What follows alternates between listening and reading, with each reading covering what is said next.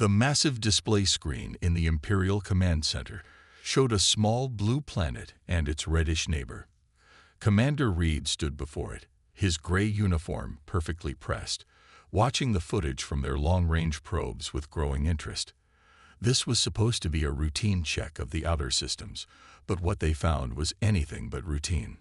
"Play that last transmission again," he ordered, his voice firm but calm. The junior officer quickly replayed the video feed.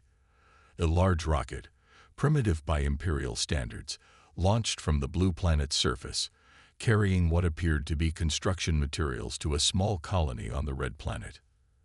"They've only just reached their neighboring planet," one of the officers commented. "They can't be a threat to the Empire." Reed wasn't so sure. Something about this species bothered him. The way they built their Mars colony was different from any other developing civilization he'd seen. The structures were reinforced, the layouts defensive. These humans, as they called themselves, weren't just exploring. They were preparing for something. "Send me all the data we have on their communications," Reed ordered. Hours later, in his private quarters, he reviewed thousands of intercepted broadcasts. Television shows about war, documentaries about battles, movies about alien invasions. These humans were obsessed with conflict, even their entertainment centered around it. The next morning, Reed made his decision. Protocol was clear. Any species achieving interplanetary travel had to be given the standard ultimatum. They would join the Empire or face extinction. It had worked 300 times before with other species. This would be no different. Admiral James Walker stood in Earth's United Defense Force headquarters, surrounded by holographic displays showing the massive alien ship that had just appeared at the edge of their solar system. Despite the tension in the room, he remained perfectly still, his weathered face revealing nothing. "They're broadcasting something," the communications officer announced. They've managed to translate it into English." The message was simple and direct. "Submit to Imperial rule or face annihilation." Earth had 24 hours to respond. Walker looked around the room at the assembled military leaders from every nation. They'd prepared for this moment for decades. Ever since the first radio telescopes detected artificial signals from deep space, humanity had been getting ready. Every space station, every Mars building, every satellite, all of them were built with military capabilities hidden beneath civilian facades. "Send them our response," Walker ordered. His voice was steady, almost gentle, but there was steel beneath the softness. "And make sure to broadcast it on all frequencies." The message was brief. "To the Imperial Command, we suggest you reconsider. We don't want this war, but we're ready for it. Humanity has spent its entire history preparing for this moment, though we didn't know it. If you choose conflict, understand that we've had thousands of years to perfect the art of warfare. This is your only warning. We will defend ourselves with everything we have, and we have so much more than you can imagine. The choice is yours. Choose wisely." Back on the Imperial command ship, Reed watched the human response with growing unease. Most species responded with fear, diplomacy, or desperate pleas. None had ever responded with what seemed like concern for their attackers. "They're bluffing," his second-in-command said confidently. "Their technology is centuries behind ours. Those rockets they use, we abandoned that technology 1,000 years ago." Reed zoomed in on the footage of Earth's Mars colony again. Now that he looked closer, he noticed something his analysts had missed. The colony's communication dishes were too heavily built for simple transmissions. The solar panels were too thick to be just power collectors. And the research outposts were positioned exactly where defensive installations should be. "No," Reed said quietly. "They're not bluffing. They're ready for us. And I think—" He paused, watching new data stream in about unusual energy readings from Earth's moon. "I think we might have made a terrible mistake." But Imperial protocol was absolute. They had given the ultimatum, and the humans had refused. Now they had no choice but to attack. Reed only hoped he was wrong about these humans. He wasn't. The Imperial attack fleet dropped out of faster-than-light travel at the edge of the solar system. 50 warships, each the size of a small city, moved toward Earth in perfect formation. Commander Reed watched from the command bridge of his flagship, feeling a strange mix of pride and worry. "This is excessive force for such a primitive species," his tactical officer said, checking the displays. "We could probably take their planet with 5 ships." Reed didn't respond. He kept watching the sensor readings from Earth. The humans appeared to be doing nothing to prepare for the coming attack. Their satellites continued their normal orbits. Their Mars colony carried on with its construction work. Everything seemed peaceful. Too peaceful. "Sir," a junior officer called out, "we're detecting no military buildup, no fleet movements, not even any attempts to evacuate their cities. Either they're insane," Reed muttered, "or they know something we don't." The fleet moved past Jupiter's orbit, then Mars. As they approached Earth's moon, Reed noticed something odd. The dark side of the moon was completely dark. Too dark. Almost as if. "Full stop," Reed shouted. "All ships, full stop." But it was too late. The dark side of the moon lit up like a new sun. Hundreds of hidden weapon platforms emerged from the lunar surface, their designs unlike anything the Empire had ever seen. They didn't fire energy beams or plasma bolts. Instead, they launched what looked like solid metal slugs. Primitive projectile weapons. The tactical officer laughed. "Our shields are designed to stop." The officer never finished his sentence. The tungsten rods, accelerated to near-light speed by electromagnetic rails, passed through the Imperial shields as if they weren't there. The Empire's energy shields were designed to stop energy weapons, not physical objects moving at relativistic speeds. 20 Imperial ships were destroyed in the first volley. Evasive action. Reed ordered, "Launch fighters. Return fire." The Imperial fleet scattered, their perfect formation breaking apart. But the humans weren't done. The communication dishes on Mars suddenly rotated, revealing particle beam weapons. The solar panels split open, launching swarms of small, agile fighter craft. Earth's surface erupted with activity.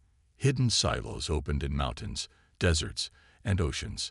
A fleet of human warships rose from the depths of their oceans, where they had been hiding all along. They were smaller than Imperial ships, but faster and more maneuverable. "How?" Reed's second-in-command gasped, watching another Imperial ship split in half. "Their technology. They shouldn't have this level of advancement." Reed understood now. The humans hadn't developed their technology gradually, like most species. They hadn't focused on comfort, efficiency, or peaceful expansion. Every human advancement, every technology, every scientific breakthrough had been driven by their need to wage better wars. The battle lasted less than an hour. The proud Imperial fleet, which had conquered hundreds of worlds, was in ruins. 30 ships destroyed, 15 critically damaged. Only 5, including Reed's flagship, remained combat-capable. "Full retreat," Reed ordered, his voice heavy. "Send word to the Empire. Tell them." He paused, watching a human fighter elegantly dodge 5 Imperial missiles before destroying an enemy ship 3 times its size.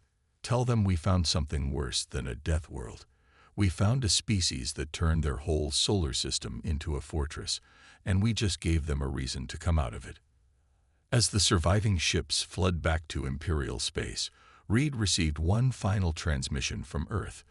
It was from Admiral Walker. "We warned you to run. Next time, we won't wait for you to attack. You brought war to our homes. Now we'll show you why every alien invasion movie we ever made ends with humanity winning. You have 2 standard days to begin peace negotiations. After that, we start taking the fight to your worlds. And Commander, we're still using our old weapons. You really don't want to see the new ones." Reed looked out at his burning fleet and realized that the Empire had made the greatest mistake in its 10,000-year history. They had assumed that reaching for the stars meant a species had grown past warfare. Humanity had proved them very, very wrong. In a brightly lit room aboard the human space station Freedom, Major Tom White sat across from a captured Imperial officer. Unlike traditional interrogation rooms, this one looked more like a comfortable meeting room. There was even a pot of coffee on the table. "Would you like some?" Tom offered, pouring himself a cup. "It's a human drink. Helps us stay alert."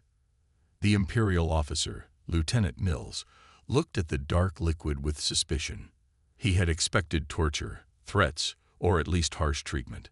The gentle approach made him more nervous than any threat could have. "I don't understand you humans," Mills said finally. "The Empire brought peace to 300 worlds. We ended their wars, united their people. Why would you choose war over peace?" Tom smiled sadly and pushed a tablet across the table. "Take a look at our history. Then you'll understand why we couldn't just surrender." Meanwhile, in the Imperial Palace, Commander Reeb stood before the High Council, presenting his findings about Earth's history. The massive chamber was silent as images appeared on the giant screens. "This is World War I," Reed explained, showing trenches filled with soldiers. They fought this war before they had even invented powered flight. They used chemical weapons, turned their own atmosphere into poison. The council members shifted uncomfortably. "World War II," Reed continued. "They split the atom not to power their cities, but to make weapons. They developed rockets not to explore space, but to carry bombs. The Cold War," he showed more images. "Two sides built enough nuclear weapons to destroy their own planet many times over. They called it mutually assured destruction. The idea that no one would start a war if everyone would die." One council member raised a hand. "But surely after reaching space, they turned to peace." Reed shook his head. "Every human technology we've seen began as a weapon. Their space program started to carry missiles. Their internet, built to survive a nuclear war. Their medical advances, many came from treating war wounds. Even their entertainment." He played clips from human movies showing alien invasions, space battles, and future wars. "They'd been preparing to fight us for centuries," Reed concluded. "They just didn't know it was us they were preparing for." Back in the interrogation room, Mills stared at the tablet in horror. "Your people fought wars over religion, over resources, over lines on maps. We fought wars over everything," Tom said quietly. "And each war taught us something new. World War I taught us about industrial warfare. World War II about total war and technological advancement. The Cold War about deterrence and proxy conflicts." He leaned forward. "But do you know what else those wars taught us?" Mills looked up from the tablet. "They taught us the true cost of war," Tom continued. "Every human knows what happens when people choose violence over peace. We remember our mistakes. We build weapons so powerful that using them would be suicide, because we know someone will always be tempted to use them." "Then why fight the Empire?" Mills asked. "We offered peace." "No," Tom corrected. "You offered submission. There's a difference. We build weapons so we never have to use them. We prepare for war so we can preserve peace, but not peace through slavery. Real peace, built on mutual respect." He stood up and walked to a window, looking out at Earth below. "The Empire thinks making weapons means we want war. The opposite is true. We know exactly how horrible war can be. That's why we'll fight so hard to remain free, because we've seen what happens when good people submit to tyranny." Mills was quiet for a long time. Finally, he asked, "What happens now?" "Now," Tom turned back to him. "Now we give the Empire a choice. They can learn from humanity's history, or they can repeat it. We're hoping they choose to learn." As if to emphasize his point, alarms began blaring throughout the station. On the screens, hundreds of human ships were emerging from hidden bases across the solar system. The counterattack was about to begin. Mills watched the fleet gathering and finally understood. Humans didn't build weapons because they loved war. They built weapons because they understood it better than any species in the galaxy. and that made them more dangerous than the Empire could possibly imagine. The Imperial supply ship never saw the attack coming. One moment, it was safely traveling through Imperial space, far from the human conflict zone. The next moment, 3 small black ships appeared from nowhere, their surfaces absorbing light rather than reflecting it. Ghost Squadron. Target their engines, Captain Jack Rogers ordered from the lead ship. His vessel, barely a quarter the size of the Imperial transport, moved with incredible speed and precision. Remember, clean takedown. No casualties. The human ship struck with surgical accuracy. The Imperial ship's engines died before they could raise their shields. Its communication array was disabled before they could send a distress signal. This was the 4th successful raid this week. While the Empire gathered its main fleet for a massive attack on Earth, humanity had chosen a different strategy. They weren't waiting to be attacked again. In the Imperial capital, Commander Reed stared at the growing list of accidents and malfunctions across Imperial space. Supply ships disappeared. Communication relays failed. Military bases reported missing equipment. Each incident seemed random, unconnected. But Reed saw the pattern. "They're using our size against us," he explained to the High Council. "The Empire is too big to defend everything. So they're striking everywhere, never staying in one place long enough to be caught." "But how?" a council member demanded. "Our sensors should detect their ships." Reed brought up an image of a captured human stealth ship. "They're using something they developed centuries ago for ocean warfare. They call it a submarine. Their ships absorb radar and light, making them nearly invisible. And they're small enough to hide in asteroid fields and nebulas. Surely our mighty fleet can crush these raiders," another council member said confidently. Reed shook his head. "Our fleet is designed for large-scale battles. Their ships are built for hit-and-run attacks. We're fighting the last war while they're fighting the next one." Deep in Imperial territory, Commander Anna Stone led her Special Forces team through the corridors of an Imperial military base. Their powered armor, reverse-engineered from captured Imperial technology and improved with human innovations, made them completely silent. "Packages secured," her second-in-command whispered over the comm. "They'll never know we were here until they try to use these weapons against us." Stone smiled behind her helmet. While the Imperial military looked for fleets and armies, her teams were quietly sabotaging their weapon systems, planting false information in their computers, and gathering intelligence, just like guerrilla fighters had done on Earth for thousands of years. Back on his flagship, Reed received another disturbing report. The Empire's newest warships, rushed into production to fight the humans, were experiencing mysterious system failures. Somehow, the humans had infiltrated their shipyards and tampered with the construction. "Sir," his aide reported, "we've lost contact with another supply convoy, and there are reports of unrest on 3 Imperial worlds. The local populations are asking questions about the war." Reed understood what was happening.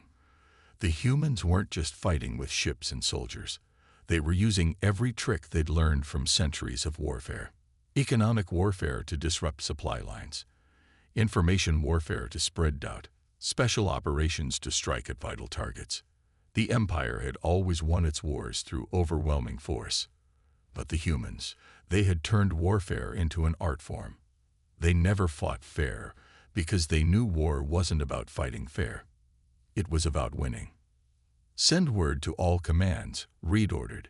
"Increase security on all facilities. Check all computer systems for tampering.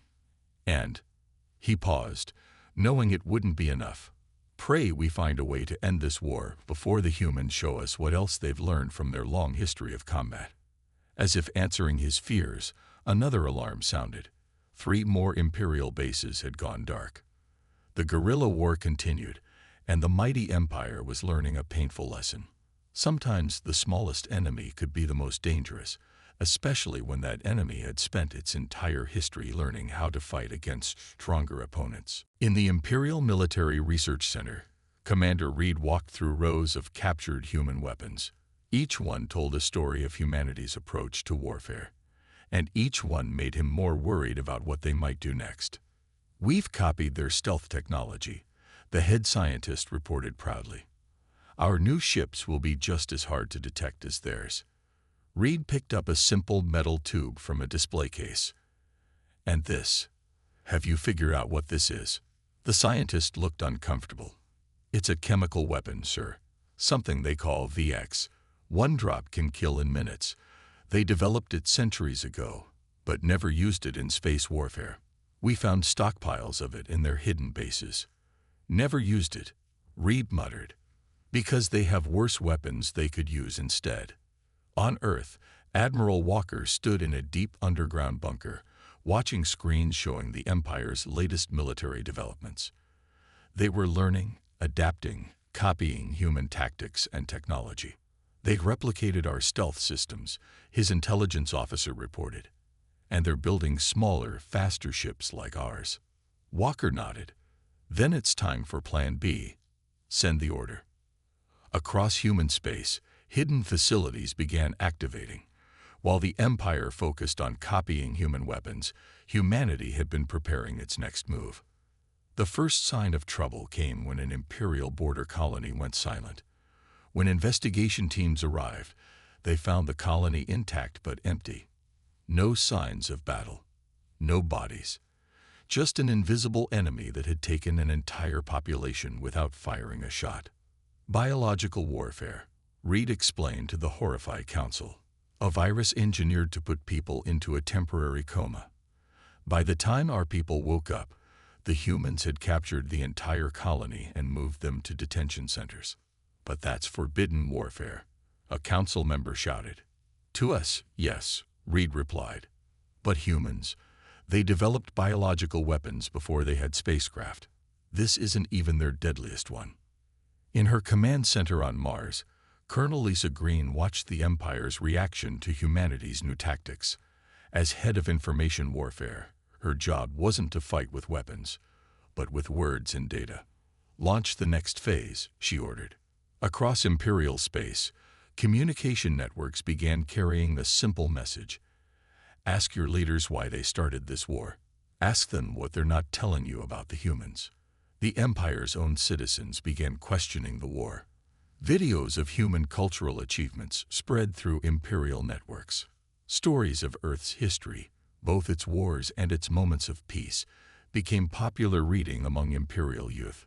The Empire never had to fight information warfare before, Lisa told her team.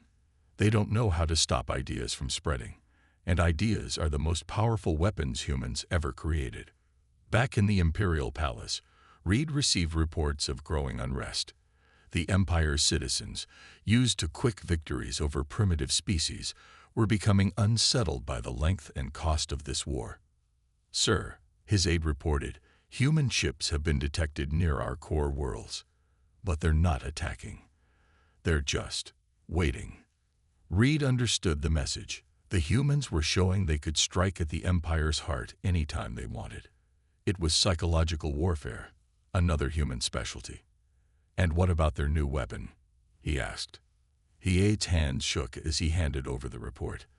The humans had demonstrated something they called a nanoswarm, microscopic robots that could eat through any material.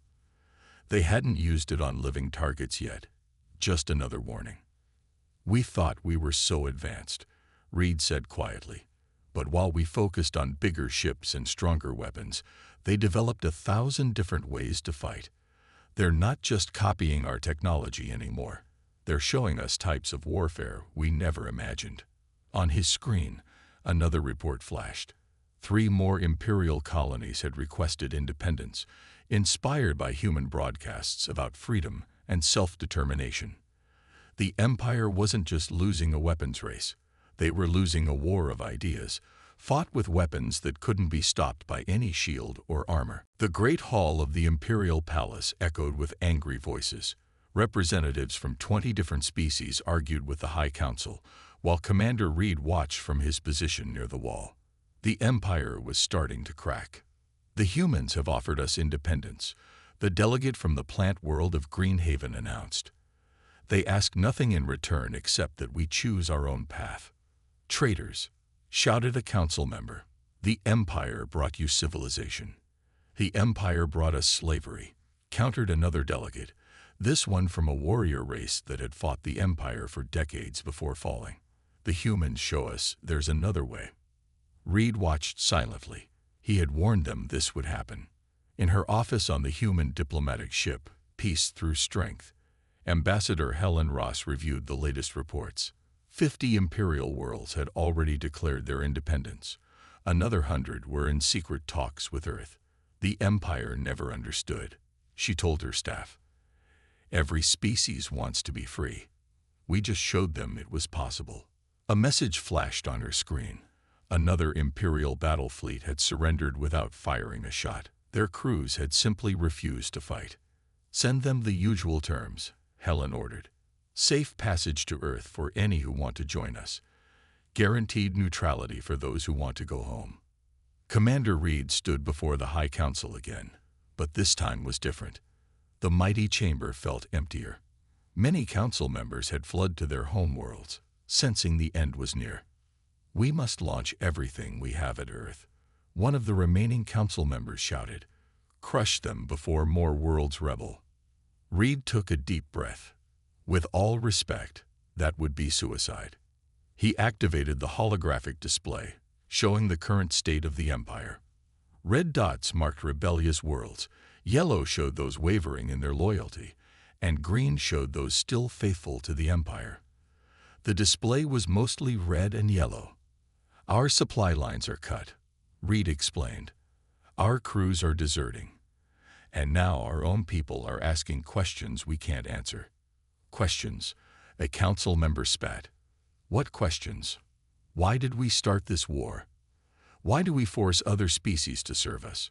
Why can't we be like the humans, strong enough to fight, wise enough to offer peace? On the human space station Freedom, Major Tom White watched the news with his former prisoner, Lieutenant Nils. The Imperial officer had chosen to stay with the humans after his release, wanting to understand them better. I don't understand, Nils said. You could crush the Empire now. Why keep offering peace? Tom smiled. Because that's the final lesson humanity learned from all our wars. The goal isn't to destroy your enemy. It's to make them your friend. On the screen, another Imperial world celebrated its independence. Its people danced in the streets, waving both their traditional flags and human flags side by side. In his private quarters, Reed made the hardest decision of his life. He recorded a message to every Imperial ship and world still under his command. I hereby order all Imperial forces to stand down. I've seen what happens when the Empire faces a species that cannot be conquered. The humans could destroy us, but instead they offer friendship. They understand war better than we ever did, and that's exactly why they prefer peace. He paused, looking at a picture of Earth on his wall. We thought we were teaching the galaxy about civilization. Instead, a young species from a distant world taught us about freedom, about choice, about the difference between ruling through fear and leading through respect. As he sent the message, Reed watched the last loyal Imperial fleets power down their weapons. The war was over, not because humanity had destroyed the Empire, but because they had shown a better way. On his desk, a message flashed. Earth was inviting him to peace talks, not as a defeated enemy, but as a future friend. Reed smiled for the first time in months. Perhaps humanity's greatest weapon wasn't their guns or ships or clever tactics. It was hope. The new Galactic Council chamber on Earth looked nothing like the old Imperial Palace. Instead of a throne looking down on everyone, there was a round table where representatives from all species sat as equals. Today, they were making history. Commander Reed, now serving as the representative of the former Empire's core worlds, sat between Admiral Walker and the delegate from Greenhaven. 1 year had passed since the war's end, and the galaxy had changed more than anyone could have imagined. Let the record show, Admiral Walker announced, standing to address the gathering, that today marks the official founding of the Galactic Alliance of Free Worlds. Reed looked around the table. Species that had been enemies for centuries now sat together, talking, laughing, sharing ideas. The humans had done what the Empire never could. They had united the galaxy through choice rather than force. In orbit above Earth, Lieutenant Mills gave a tour of an Imperial warship to a group of human engineers. The massive vessel was being converted into a hospital ship, its weapon bays turned into medical facilities. "We're keeping some of the defensive systems," Mills explained. "But the main guns are being replaced with research laboratories. The humans suggested we use our military technology to explore deep space instead of conquering it." One of the engineers, an older man who had helped design Earth's defense systems, nodded in approval. "The best weapons are the ones we never have to use," he said. "And the best victory is turning an enemy into a friend."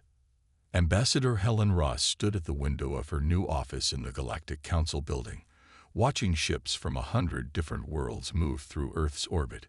Trade vessels, science ships, cultural exchange missions. The galaxy was opening up in ways the Empire never allowed. "The latest reports from the frontier," her aide said, handing her a tablet.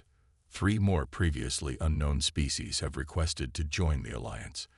They say they've been watching how we handle the Imperial situation." Helen smiled. The Empire had spent thousands of years making other species fear them. Humanity had spent 1 year showing the galaxy how to live without fear. In the council chamber, Reed took his turn to speak. "A year ago, I commanded a fleet sent to conquer Earth. Today, I stand here to thank humanity for conquering something far more powerful than the Empire. They conquered our fear and hatred." He pressed a button, and the chamber's holographic display showed the new trade routes connecting former Imperial worlds. "Our economies are stronger through cooperation than conquest. Our people are happier with freedom than with force. And our future," he looked at Admiral Walker, "is brighter than ever." Walker stood again. "The human race spent centuries preparing for war.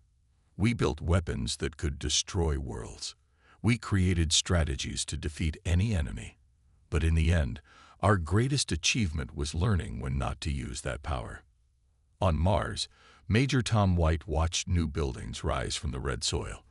But these weren't fortresses or weapon platforms. They were schools, hospitals, and research centers. Teams of humans and aliens worked side by side, learning from each other. "It's strange," he told a visiting group of former Imperial citizens. "We spent so long getting ready to fight aliens.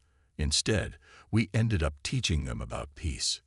One of the visitors, a young member of a species that had been among the first conquered by the Empire, looked up at the Earth shining in the sky. "My people have a saying," she said. "The strongest warrior is the one who never needs to fight." "We have a similar saying on Earth," Tom replied. "The best way to win a war is to make it unnecessary." Back in the council chamber, the gathered representatives were signing the Alliance Charter. Reed watched as, one by one, former enemies became official allies. "The Empire ruled through strength," Walker said as he signed. "The Alliance will lead through wisdom." Reed added his own signature to the document. "And what happens when the next threat comes? When someone else tries to conquer the galaxy?" Walker smiled. "Then they'll face something far more powerful than the Empire ever was. They'll face all of us, standing together. Not because we have to, but because we choose to." As the final signatures were added, cheers erupted across Earth and 1,000 other worlds. The age of Empire was over. The age of Alliance had begun, and humanity had finally found its place in the galaxy, not as conquerors, not as victims, but as teachers, showing the way to a better future for all species.